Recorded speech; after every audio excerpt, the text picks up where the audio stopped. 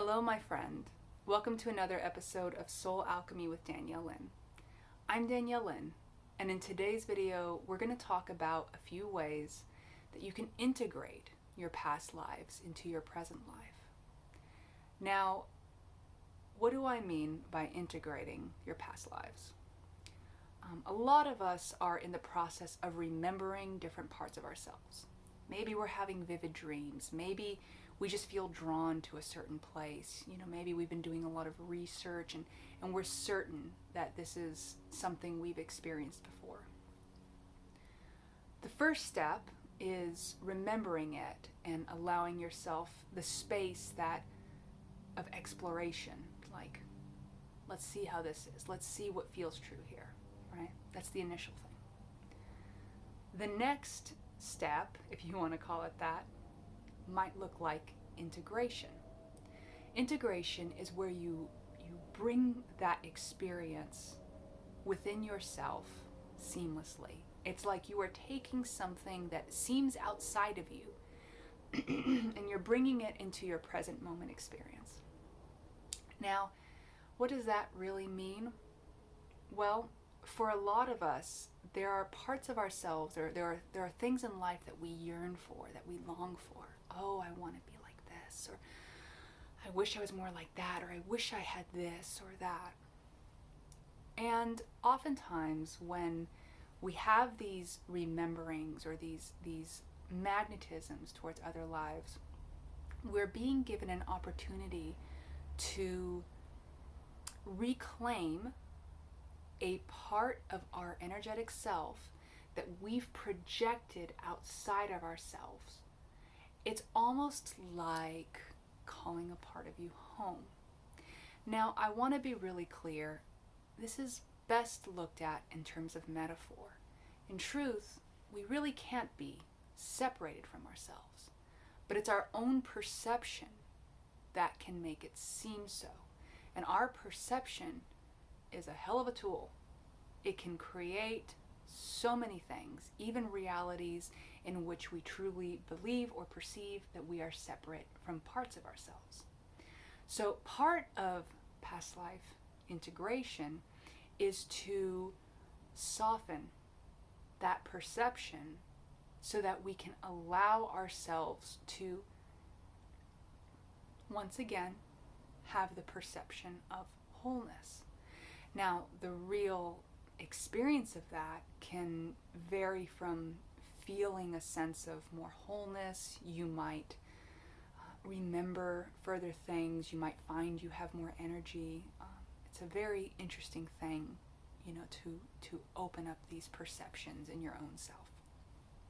Now, I'm going to share a few different leap off points that you can experiment with if you like, and we'll go from there.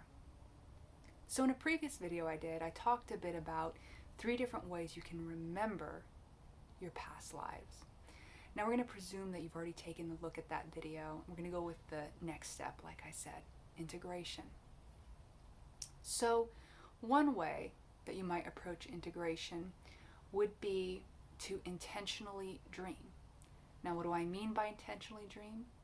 After you do your night routine, when you're sleeping, you lay down and you set the intention, I am going to connect in a way that's very resonant to me, or a way that's very, however you want to say this, a way that's really good for me, a way that's very uplifting for me. I want to connect with this aspect of myself, and I want to connect with this pathway to bring it back into me. If I was doing this, I would be diligent about doing that every single night.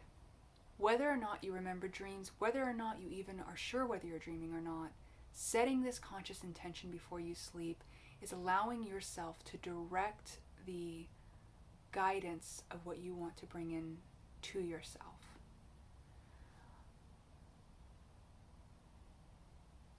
I would go ahead and trust yourself on how long to do this. You might have a sense if you do this for a while. Maybe it'll take weeks, maybe months, maybe a few days. But you will have a sense for when that part is complete. You'll have a sense for when that's been integrated. or when it's time to integrate the next part. Trusting yourself is a big key in all aspects of your life. Another step that you can do is role play. No, for real, role playing. The ability to really step into the shoes of your past life, to almost think like this character has thought, to ask, how would it have seen the world? How would they have seen the world? How would they behave in this situation, that situation? Can be a very empowering way to reactivate some pathways within yourself that will help your memory, will help you with an assimilation process. Some ways that you can do this are, if you play Dungeons and Dragons, you can be that character. Dungeons and Dragons is an amazing game.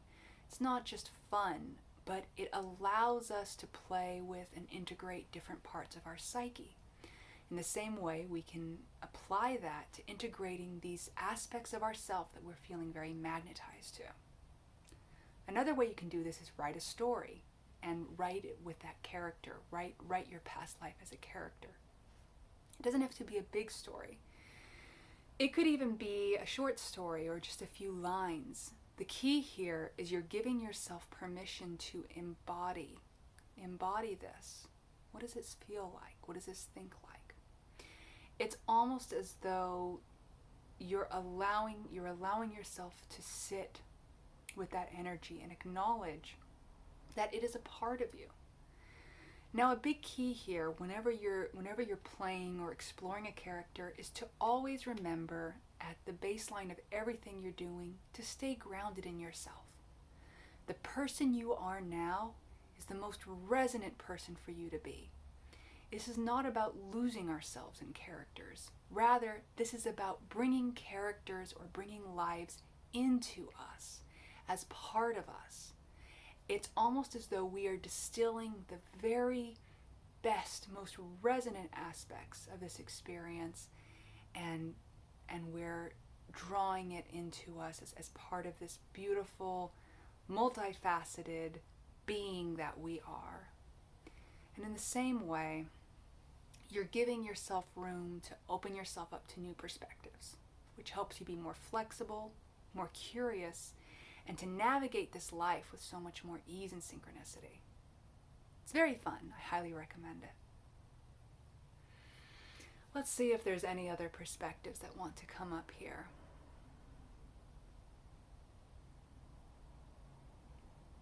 I feel like these two are a fantastic leaping off point.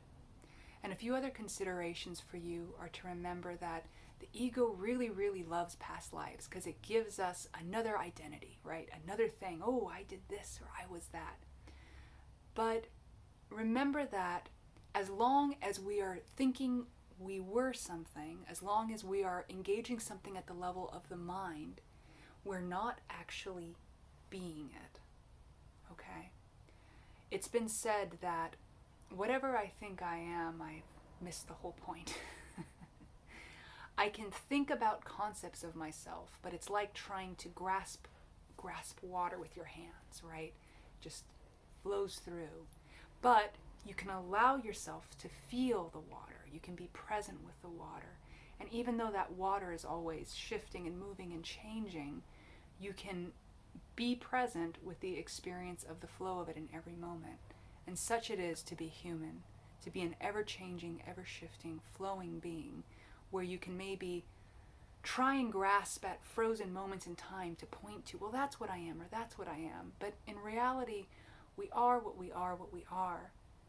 And the more that we embrace any aspects of ourselves, any feelings that come up, and welcome those with open arms, and the more we're compassionate and curious with ourselves, the more space we give ourselves to be something beyond anything that we could mentally comprehend. And that's where your greatest magic is. I would want for every single one of us to remember the brilliance of allowing ourselves that space to continue to unfold into what we are moment to moment. because within you and as you is a brilliance that no one else in this world can be. Truly, each of us has such a unique resonance, and giving ourselves the permission to live it is one of the greatest gifts that we not only give ourselves, but the whole world. I hope this video has been of some help to you today. I hope it's offered you some very resonant perspectives.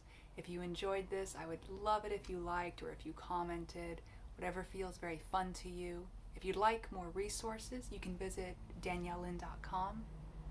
I'm Danielle Lynn, and it's been a joy to connect with you.